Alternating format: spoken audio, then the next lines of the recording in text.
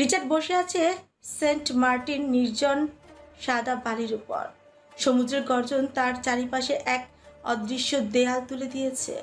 এখানেই তো কিছুদিন আগে সে এলিজাবেথের সঙ্গে সময় কাটিয়েছিল, তখন তাদের সন্তানও ছিল। আজ নেই, আজ কিছুই নেই। রিচার্ডের চোখের সামনে বেশি উঠেছে সেই মুহূর্ত যখন সে সেই রহস্যময় আগন্তুককে ধরে ফেলার ঠিক আগে লোকটা ঠান্ডা মাথায় নিজের কপালে বন্দুক ঠেকিয়ে ট্রিগার টেনেছিল। এক সেকেন্ডও দেরি করেনি। কিসের এত ভয় ছিল তার যে ধরা পড়ার চেয়ে মৃত্যুকে সহজলভ্য করে নিল? অচেতনভাবে ঢেউয়ের দিকে তাকিয়েছিল রিচার্ড ফাঁপা দৃষ্টিতে। হঠাৎই পুরো দ্বীপ কেঁপে উঠল। হেলিকপ্টারের গর্জনে বাতাসে ধুলো উড়তে লাগলো। রিচার্ডের চারপাশে মুহূর্তের মধ্যেই নামলো কয়েকটি সিঙ্গাপুরিয়ান পুলিশ হেলিকপ্টার থেকে, হাতে সক্রিয় অস্ত্র। চারিদিকে থেকে ঘিরে ফেলা হলো তাকে। লাল ডটগুলো ওর শরীর জুড়ে ছড়িয়ে পড়লো। স্নাইপারের নিশানা নিখুঁতভাবে বসেছে তার বুকে মাথায়। এইদিকে hands up mister Kaynat, don't move. এদের কথায় হাত তুলবে রিচার্ড কায়নাত? ফাক অফ। রিচার্ডের কোনো প্রতিক্রিয়া নেই, যেন তার অস্তিত্ব বিলীন হয়ে গেছে। পুলিশরা জানে এই লোকটাই সিঙ্গাপুর হোটেলে বিস্ফোরণের মূল পরিকল্পনাকারী। এটাও জানে রিচার্ড কায়নাতকে ধরা এক প্রকার অসম্ভব। তবু আজ সে কোনো প্রতিরোধ করছে না। তবে কি রিচার্ড সারেন্ডার করতে চাচ্ছে, নাকি এটাও এক কৌশল? পুলিশের আঙ্গুল ট্রিগারের চাপে ঠিক তখনই দুই দিক থেকে বজ্র গর্জনের মতন দুটো গাড়ি ছুটে এলো একরকম বালির ঢেউ তুলে। দ্রুত গতিতে এসে দাঁড়াতেই ভেতর থেকে বেরিয়ে এলো দুজন ন্যাসো আর লুকাস। না কোনো কথা, না না কোনো দেরি, সরাসরি বুলেটের ঝড়ে নামিয়ে দিল দুজনে। চারিদিক থেকে পুলিশের চিৎকার ভেসে এলো। রক্ত ছিটকে পড়লো বালির উপর। মাত্র 20 সেকেন্ড পুরো এলাকা নিস্তব্ধ হয়ে গেল। নিথর হয়ে থাকলো পড়ে পুলিশের মৃতদেহ। লুকাস আর ন্যাসো একে অপরের দিকে তাকিয়ে পাকা হাসল। তারপর হাত ধরা এমকে বন্দুক বালির উপর ছুঁড়ে ফেলে দিল। সমুদ্র ঢেউ আসে পড়েছে আগের মতোই। রিচার্ড এখনো বসে আছে সমুদ্রের ধারে, এক বিন্দু নড়েনি। আজ এই ধ্বংসযজ্ঞের তার কোনো ভূমিকা নেই। ন্যাসো লুকাস রিচার্ডের পাশে গিয়ে বসতে সে খানিকটা চলে উঠল। ন্যাসো ফিরকুচিয়ে পড়ল। বস, আপনার নেশা চলে গেছে? রিচার্ডের কণ্ঠ কেমন যেন শোনালো, ভাঙা ক্লান্ত। মাথা নাড়িয়ে বলল, মদ ছুঁয়েও দেখিনি আমি, আর কখনোই ছুবো না, কখনো না। এই মদের জন্যই আমার সন্তানকে হারিয়েছি আমি। ন্যাসোর বুকের ভেতর ধক করে উঠল। সন্দেহ হলো কিছু। হাত বাড়িয়ে রিচার্ডের কপালে ছোঁয়া লাগাতেই শরীর শিউরে উঠল তার। বস, আপনার শরীর তো জ্বরে পড়ছে। রিচার্ড হঠাৎ কেঁপে উঠল, গলা ধরে এলো তার। জানো নেসো, আমি খুব ভয় পাচ্ছি। কিসের ভয়? তোমাদের ম্যামের সামনে যেতে ভয় পাচ্ছি। কিভাবে ওর সামনে গিয়ে দাঁড়াবো বলো? ও তো ঠিকই বলছে, আমার জন্যই আমার বাচ্চা মরে গেছে। ওর বাবাই ওর খুনি, খুনি খুনি, আমি নিজের সন্তানের খুনি। নাসো ছোট্ট করে বলল। তবুও বস, আমার মনে হয় এই সময় আপনার ম্যামের পাশে থাকা উচিত। ম্যাম খুব কষ্ট পাচ্ছে। রিচার্ড তার ছেলের হাসি হেসে বলল, দূর, শালিরা ফ্যার করে কাঁদতে জানে, কাঁদতে পারলে আবার কিসের কষ্ট? কষ্ট তো হচ্ছে পুরুষ মানুষের, কারণ তারা কান্না করতে পারে না। নাসো বলার মতো কিচ্ছু পেল না। সত্যি তো, সবাই তো এটাই ভাবে, পুরুষ মানুষ কাঁদে না মানে তাদের কষ্টও হয় না। লুকাস কিছু বলতে চাইলো। বস, আপনি? রিচার্ড হাত তুলে থামিয়ে দিল। চোখে এক ধরনের শূন্যতা, ছোটে তিক্ত হাসি। জানো লোকা, আমি জানি আমি ওর সাথে যা করেছি খারাপ করেছি। আমি তো খারাপই, তাই না? ততদিন পর্যন্ত আমার ভেতর কোনো অনুশোচনা কাজ করেনি, যতদিন না আমি নিজের অনুভূতির কাছে আত্মসমর্পণ করেছি। এখন মানছি ভুল করেছি, এমনটা ঠিক হয়নি, তাই বলে কি মাফ চাইব? না, এসব চিপ জিনিস রিচার্ড কায়নাতের সাথে যায় না। তবে আমি চেয়েছিলাম ওর হারানো সবটা ওকে ফিরিয়ে দিতে, ন্যায্যতা পাইয়ে দিতে, যাতে অন্তত ঘৃণার পরিমাণটা কৃতজ্ঞতার আড়ালে একটু ঢাকা পড়ে। সেজন্যই তো আমি কঠোর ছিলাম। ওর পাশে থেকেও বুঝিয়েছি আমি নেই, কৌশলে ওকে গড়ে তুলছিলাম। তবু এমনটা কেন হলো? পাশ থেকে নাসো বলল, আড়ালে করার নাম নেই। আচ্ছা বস, আপনি কিভাবে জানলেন যে ম্যামের মা এখনো বেঁচে আছে? আর আপনি তো ম্যামকে বাগান বাড়িতে রেখে রাশিয়া গিয়েছিলাম মিস এলিসার খোঁজে, আর লুকাসকে পাঠিয়েছিলেন ম্যামের বাবার খুনির খোঁজে। কিন্তু লুকাস কিছুই জানতে পারলেন না, অথচ আপনি জেনে গেলেন কিভাবে? আর যদি জেনেই থাকেন তাহলে কে সে? রিচার্ড সামান্য হাসলো, ঠোঁটের কোণে বিদ্রুপের রেখা।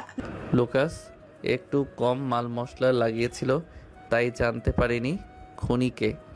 মরহুম শ্বশুর বড়সড় চক্রে পড়ে গিয়েছিল। এক দেশ থেকে আরেক দেশে লাশ পাঠাবে উইদাউট অ্যানি এক্সপ্লেনেশন। আইনের লোক সব জানতো কাদের হাত ছিল খুনের পেছনে। কয়েকটা মেরে দিয়েছি, তারপরই মুখ খুলেছে। আর মিস এলিসা যে দেশেই আছে সেটা জানলেন কিভাবে?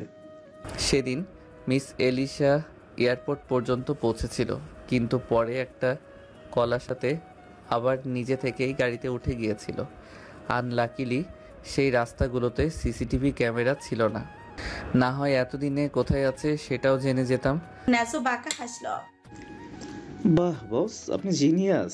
কত আগের তথ্য কত সহজে জোগাড় করে নিলেন, হ্যাঁ? ঘাটতি ছাড়া বুদ্ধি দিয়ে। রিচার্ড হাসলো। লুকাস মাথা চুলকাতে চুলকাতে বলল, আমি ভুল না হলে নিশ্চয়ই আপনি কাউকে সন্দেহ করছেন। রিচার্ড গলা নিচু করলো, চোখে শীতল ঝলক। সন্দেহ করে সময় নষ্ট করার মতো সময় আমার নেই। সেদিন সময় হবে একদম গেড়ে দেব। ন্যাসো বুঝতে পারলো রিচার্ডের হুঁশিয়ারি মানে, আর চোখে চেয়ে বলল, তাহলে এখন চুপ থাকার কারণ? রিচার্ড শান্ত গলায় বলল, ন্যাসো কারণ আমার রেড, আমি চাই ওর মাকে সুস্থভাবে ওর কাছে ফিরিয়ে দিতে। সেজন্য এখন উত্তেজিত হলে চলবে না, ঠান্ডা মাথায় এগোতে হবে। আমার একটা ভুল পদক্ষেপ ওনার জীবন রিস্কে ফেলে দিতে পারে। ঠোঁট কামড়ালো। আপনি কিন্তু চাইলে খুব সহজেই মিনিস্টারকে মেরে ফেলতে পারেন। রিচার্ড হাসলো না, বরং ঠান্ডা চোখে তাকিয়ে রইল। ওকে তো আমি জানে মারবো না, ফাদারের কাছে কথা দিয়েছি আমি। রিচার্ড কায়নাত মানুষের জাতের মধ্যে না পড়লেও এক কথার মানুষ। এক মুহূর্ত থেমে রিচার্ডের চোখে জ্বলে উঠল প্রতিশোধের স্পৃহার দাবানল। চেপে বলল, ওকে জানে নয়, তিলে তিলে মারবো আমি। নাসো বিদ্রুপ চোখে তাকালো রিচার্ডের দিকে, বলল, আর তার হাতিয়ার ম্যাম, হ্যাঁ? রিচার্ড সহজলভ্য ভঙ্গিতে জবাব দিল, ও তাসের খেলার কোনো গুটি না, ভালোবাসা আমার। ছোট কামড়ে হাসলো লুকাস। নাসো রিচার্ডের বুকে আবারও বিষণ্ণতায় ছেয়ে গেল। চোখের গভীরে ভয় জড়ো হলো, ভীতিগ্রস্ত স্বরে বলল, সব কিছুই সুন্দর হতো যদি জীবনে এত তিক্ত অতীত না থাকতো। আমাদের মাঝখার টানাপোড়েন হলো আমাদের দগদগে অতীত। না ও আমার কাদাময় জীবনে জড়াতো, না আমি আমার লক্ষ্য থেকে বিচ্যুত হতাম। ওরা করুণ চোখে তাকালো রিচার্ডের দিকে। জ্বরের কারণে ফর্সা অভাব কেমন ফ্যাকাশে লাগছে। রিচার্ড বালির উপর শিব বলল, তারকাময় আকাশে চেয়ে আনমনি সুর ধরল, প্রেমের নামে কিনলাম আমি নিঠুর অভিশাপ। তোর আমার প্রেমের ছিল রে বন্ধু, ছিল পুরোটাই পাপ। হাসপাতালের সাদা বিছানার সঙ্গে যেন এক হয়ে গেছে এলিজাবেথের ক্লান্ত শরীর। চোখের পাতায় জমানো অশ্রু শুকিয়ে গেছে, অথচ অপেক্ষা শেষ হয়নি। জানালার ওপারে আকাশ আজও নীল, অথচ তার পৃথিবী রয়ে গেছে ধূসর। 15 দিন কেটে গেছে, দিন গড়িয়ে রাত আসে, তবু রিচার্ড আসে না। শূন্য দৃষ্টিতে তাকিয়ে সে আপন মনে কিছু লাইন ফিসফিস করে আওড়ায়। হয়তো প্রার্থনা, হয়তো অভিমান। সন্তান হারানোর যন্ত্রণা তাকে তিলে তিলে নিঃশেষ করে দিচ্ছে। কখনো হুট করে বাচ্চার কথা মনে পড়লে বুকের ভিতর কেঁপে ওঠে, কান্নায় ভেঙে পড়ে। তাকবীর বারবার ওকে সামলাতে আসে, প্রতিবারই ব্যর্থ হয়। শেষে ডাক্তারদের সাহায্যই নিতে হয়েছে। এলিজাবেথ তাকে শতবার নিষেধ করেছে আসতে, তবুও তাকবীর ফিরে যায়নি। কিছু সম্পর্ক দায়িত্বের ভারে বাধা পড়েছে, কিছু ভালোবাসা কোনো নিষেধ মানে না। আপনার চোখে স্বচ্ছ পানির মতো ভালোবাসা থাকলেও আমাকে দেয়া সকল কষ্ট, সকল ক্ষত আপনারই। অভিমানের বারে মন একলা একলাই এই কথাগুলোই আওড়ায়, যেন কোনো অব্যক্ত সত্য আবারও প্রতিধ্বনি হয় নিজের ভেতরেই। চোখের পানি এই কয়েকদিনে শুকিয়ে গেছে, অথচ বুকের ভেতরে ঝড় থামেনি। এলিজাবেথ ফোনটা আবারও হাতে নেয়, অশ্রুহীন দৃষ্টিতে স্ক্রিনের দিকে তাকিয়ে থাকে। ওপাশ থেকে আজও কোনো রিপ্লাই আসেনি। ধীরে ধীরে চোট ফেটে আসে, গলা শুকিয়ে যায়, আর স্পন্দন হারিয়ে ফেলে স্বাভাবিক গতি। এ যেন এক নিঃসঙ্গ প্রতীক্ষার অবসান আসন্ন, কিংবা কোনো ভালোবাসার শেষ অধ্যায় লেখা হচ্ছে নীরবে নিঃশব্দে। এইসব মানুষের জন্য অপেক্ষা করে কি লাভ, যে তোমাকে ভালোবাসে না? ভালোবাসলে কষ্ট দেওয়া চায় না। তাকবীর এসেছে। এলিজাবেথ পিছন ফিরল না, একইভাবে স্থির থেকে নিষ্পৃহ স্বরে বলল। তার চোখে ছিল তো ভালোবাসা। তাকবীর এক মুহূর্ত চুপ থেকে উত্তর দিল, আর মনে ছিল হয়তো। হয়তো। এলিজাবেথ উপহাস ভরা হাসিতে ফেটে পড়ল। হয়তো। পরক্ষণে সেই হাসি শব্দের রূপ নিল। হেসে হেসে সুর তুলে গুনগুন করল। ভালোবাসলে ভালো কেউ কি এমন পাষাণ হয়ে যায় যে নিজের সুখে মনের মানুষটাকেই মেরে যায়? হায় রে বোকা মন আমার। তাকবীরের শক্ত ঝক্কিল। এলিজাবেথের পাশে বসে বলল, রিচার্ড বাংলাদেশে আছে, আমি খোঁজ নিয়েছি। এলিজাবেথ চকিত তাকালো তার দিকে। চোখে একরাশ আশা জ্বলে উঠল। অস্থির হয়ে উঠে তাহলে নিশ্চয়ই আজ আমার সাথে দেখা করতে আসবে, তাই না? আচ্ছা, আমার জামা কোথায়? আমি শাওয়ার নিয়ে আসি, গা থেকে বাজে গন্ধ আসছে। আপনি সবাইকে বলে দেবেন উনি এলে কেবিনের আশেপাশে কেউ যেন না থাকে। আমার বোঝাপড়া আছে লোকটার সাথে। বলল। তাকবীর গভীর নিঃশ্বাস ফেলল, তারপর ধীরে বলল। রিচার্ড 7 দিন ধরে বাংলাদেশে আছে। এলিজাবেথ থমকে গেল। কয়েক সেকেন্ড চুপ থেকে জোরপূর্বক হেসে পড়ল। হয়তো ব্যস্ত ছিল, আজকে নিশ্চয়ই আসবে। তাকবীর মাথা নাড়ল। আসবে না। এলিজাবেথের গলা কেঁপে উঠছে। মানে? রিচার্ড সেন্ট মার্টিনে আছে, ওর কাছে। এক মুহূর্ত আগেও চোখ মুখ যে উজ্জ্বলতা ছিল তা নিমিষেই নিভে গেল। নিস্তেজ কঞ্চে পড়ল। আসবে না সে? তাকবীর তাকিয়ে রইল ওর ক্লান্ত নিরাশ চোখের দিকে। শান্ত গলায় বলল, আসার হলে কবে আসতো? এলো কিসে? তাকবীর চুপ রইল। বাতাসের শব্দের চেয়েও ভারী ছিল নীরবতা। এলিজাবেথ মুখ ঘুরিয়ে নিয়েছে, কিন্তু ওর কাঁপতে থাকা কাঁধ শক্ত করে মুষ্টিবদ্ধ হাত সবটাই বলে দিচ্ছে যে ভেতরে ঝড় বয়ে যাচ্ছে। আমি আর কাঁদবো না, আর অপেক্ষা করবো না আমার সন্তানের খুনির জন্য। তাকবীর গভীর নিঃশ্বাস ফেল, ধীরে বলল, রিচার্ড ওদের সকলকে মেরে ফেলেছে। বাবারে কখনো সন্তানের খুনি হয় না। এলিজাবেথ এবার ঘুরে তাকালো। ওর চোখের আগুনে তাকবীর নিজেও একটু পিছিয়ে গেল। হ্যাঁ, উনি খুনি। আমার সন্তান আজ দুনিয়ায় নেই তার জন্য, তার পাপের জন্য। আমার ভালোবাসা, আমার অপেক্ষা, সব কিছু উনি গলা টিপে খুন করেছে। আমিও মানুষ, আমার ধৈর্য ক্ষমতা সহ্য করার একটা সীমা আছে, সেটা আপনারা ভুলে যাবেন না। আমি আর তার জন্য অপেক্ষা করব না। সে তার মতো থাকুক, থাকুক সারা জীবন ঘৃণিত হয়ে। অপেক্ষা সেখানে মানায় যেখানে প্রতিশ্রুতি থাকে। প্রতিশ্রুতি ছাড়া অপেক্ষা করা মানে শুধু নিজেকে ধ্বংসের দিকে ঠেলে দেওয়া। তাকবীর গভীর আন্তরিক স্বরে বলল। এলিজাবেথের কান্না বেসামাল হতে থাকে। চুপটে উঠল। তাকবীর নিরেট ঠান্ডা গলায় বলল, হতে পারে তোমার আমার প্রতি কোনো অনুভূতি নেই, এটা স্বচ্ছ নেই, কখনো ছিল না, কখনো হবেও না। কিন্তু আমি যে তোমার প্রেমে প্রতিনিয়ত ডুবে যাচ্ছে, সেটার কি কোনো মূল্য নেই? কাউকে এতটা ভালোবাসবেন যে একটা সময় নিজের উপরেই ঘৃণা এসে যায়। তাকবীর ব্যথিত গলায় বলল। সেই ঘৃণার তোরে যদি নিজের খুন নিজেই হই, তবুও বলবো ভালোবাসে। এলিজাবেথ চুপ করে রইল। তাকবীর আবার অনুনয় সুরে বলল, একবার তাকা ভালোবাসার চোখে, দেখো না কিছুই কি দেখতে পাও না? এই তৃষিত চোখ দুটোতে 4 বছরে 14,665 বার তোমার নামে ভালোবাসার শব্দ উচ্চারণ করেছে। প্রতিটা মুহূর্তে তোমাকে ভেবেছে, অনুভব করেছে। তবুও তোমার হৃদয় আমার ভালোবাসার বিন্দু মাত্র প্রতিধ্বনি নেই। ভালোবাসা না জেনেও 691 বার ভালোবাসে বলেছি তোমাকে। একটু কি মনে লাগেনি তোমার? এলিজাবেথ হাউমাউ করে কেঁদে উঠল। আপনার এই অনুভূতিগুলো আমায় কষ্ট দিচ্ছে, অনুভব করাচ্ছে আমিও তো কাউকে সেভাবেই ভালোবেসেছি। তবুও সে এলো না কেন? তার জন্যই তো ছিল আমার সমস্ত আয়োজন। সে বলেছিল লাল শাড়িতে আমাকে মোড়াবে, অথচ দেখুন আজ সাদা কাপড়ের সাথে মিশে যাচ্ছি আমি। ভালোবাসার বেলায় পৃথিবী এত নিষ্ঠুর কেন? হঠাৎই তাকবীর চাপড়ে ধরল এলিজাবেথের হাত। কাতর কঞ্চে বলল, ওই লোক এসে আমাদের মাঝে কেন অন্য কেউ আসছে? একবার আমার দিকে তাকাও, দেখো আমার মতো করে আর কে ভালোবাসবে তোমায়? এলিজাবেথ ছাড়িয়ে নিল ওর হাত। চাই না আমি আর কারোর ভালোবাসা। তাকবীরের কঞ্চ কাঁপল। জোর গলায় বলল, ভালোবাসা আমি তোমাকে, কেন বলছো না? এলিজাবেথ নিস্তব্ধ হয়ে তাকিয়ে থাকলো তাকবীরের চোখে। হতাশ, গভীর হতাশায় বলল, কিন্তু আমি বাসি না। কেন আপনি বুঝতে পারছেন না? বিরক্ত লাগছে এসব পাগলামি, জাস্ট বিরক্ত।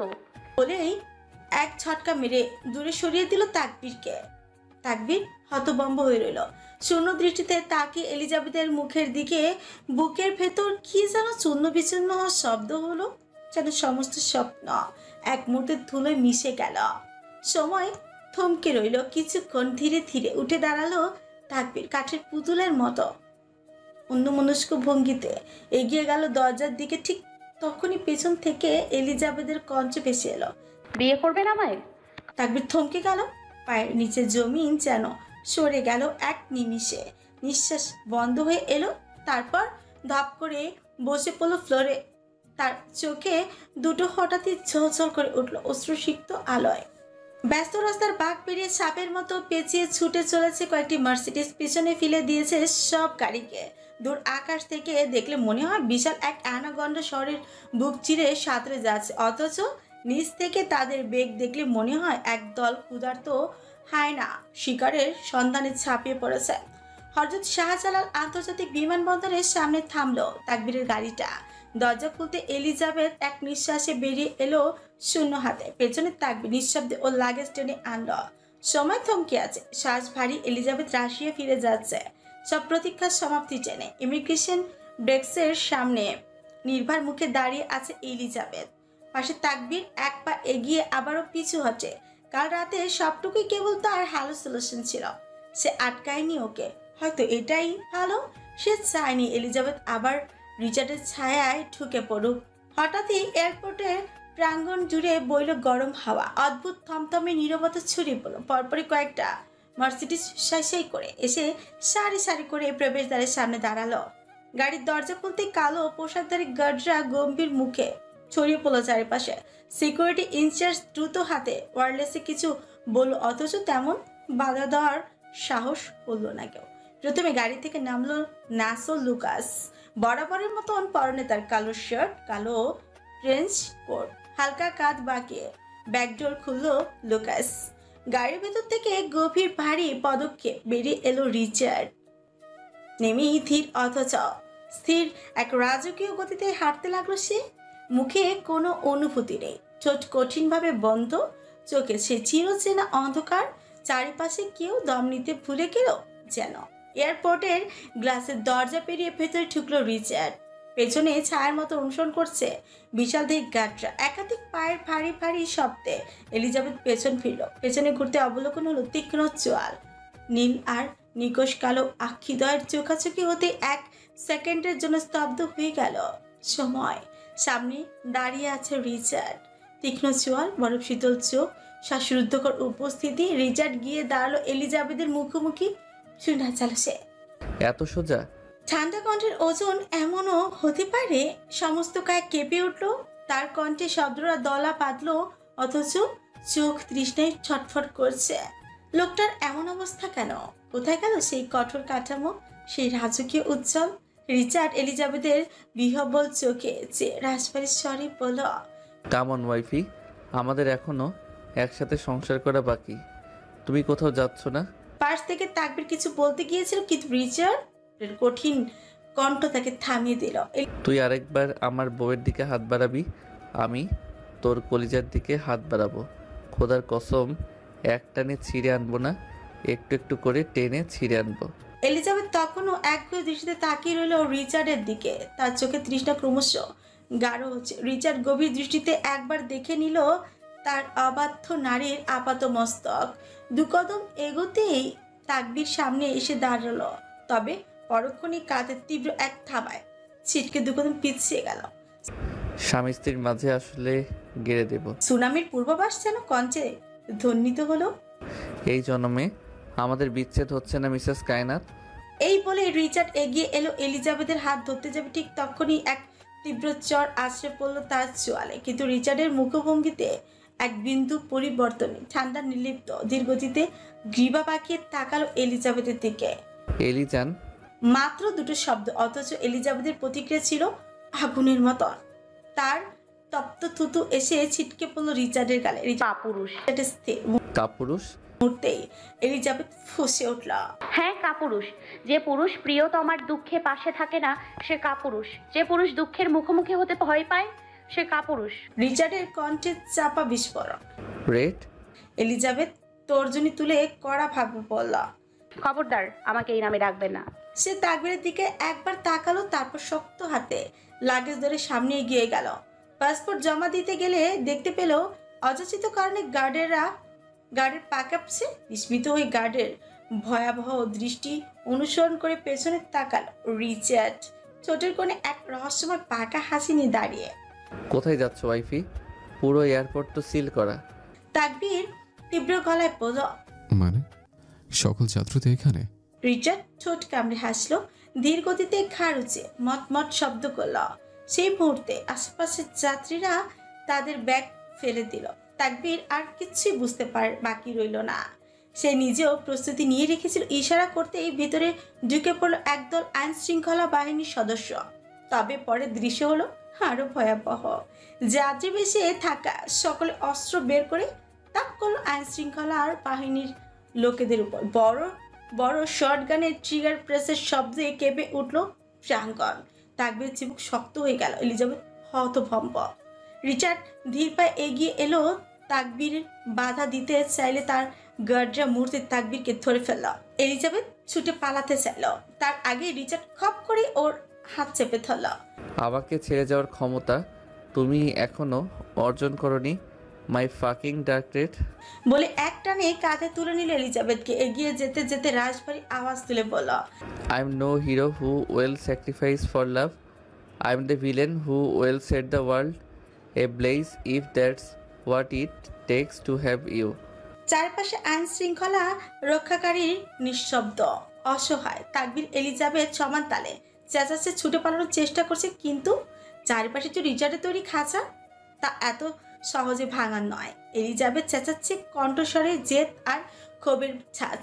লুকাস হেসে রিচার্ডের পিছু নিল। সে এই উত্তেজনা বেশ মজা খুঁজে পেয়েছে। চারপাশে গার্ডরা, পুলিশ ও তাকবীরের লোকেদের ঘিরে রেখেছে। উত্তাপ জমাট বাঁধছে মুহূর্তে মুহূর্তে। ন্যাসো তাকবীরের দিকে এক চাহনি দিয়ে ছুড়ে দিয়ে মাটিতে পড়ে থাকা এলিজাবেথের স্কার্ফ তুলে নিল, ঠোঁটে বাঁকা হাসির রেখা রেখে। তারপর সেও পিছু নিল রিচার্ডদের। রিচার্ড এক মুহূর্তের জন্য এলিজাবেথকে ছাড়ল না। তার কানের পাশটা লাল হয়ে উঠেছে। এলিজাবেথের ধারলো নখের আঁচলে, তবুও সে নির্বিকার। মেয়েটার ছটফটে পায়ের আঘাতে পেটে লাগলেও তার শক্ত বাঁধনের শিথিলতা এলো না।